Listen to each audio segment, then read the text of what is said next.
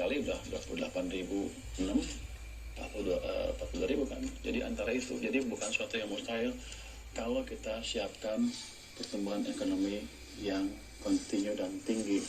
Apalagi kemarin-kemarin kan tumbuhnya cuma 5-6 maksimum kan. Rata-rata mungkin 5,5, 5,25 sepanjang 10 tahun, 20 tahun terakhir.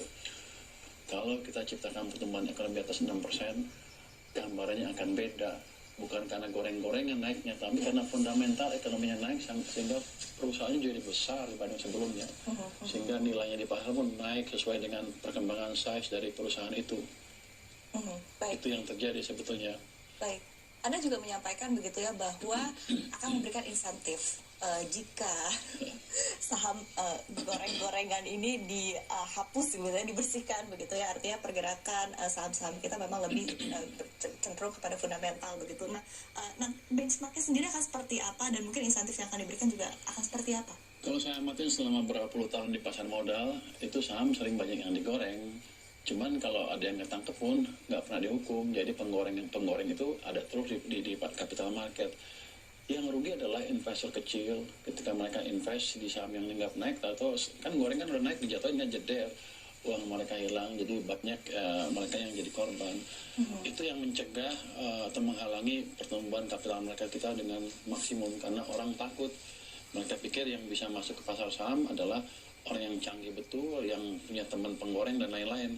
Nah, kalau itu dihilangkan, mestinya akan banyak investor retail atau yang lain-lain yang berani masuk ke pasar saham. Itu akan menggelembungkan pasar saham dengan signifikan. Apa indikatornya kita lihat aja nanti. Berapa orang yang dihukum oleh bursa atau OJK dalam setahun 2 tahun ke depan. Kalau nggak ada, berarti mereka nggak ngapa-ngapain. Oke. Kan kelihatan sekali siapa yang goreng, siapa yang enggak. Mereka tahu kok datanya. Ya. Saya di pasar modal waktu juga tahu siapa yang main sini. Tapi biasanya ada yang dapat. Ya.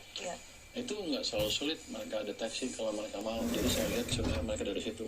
Oke. Kalau nggak ada yang ditindak, ya udah nggak ada fasilitas apa-apa. Mungkin mereka saya pajakin perusahaannya.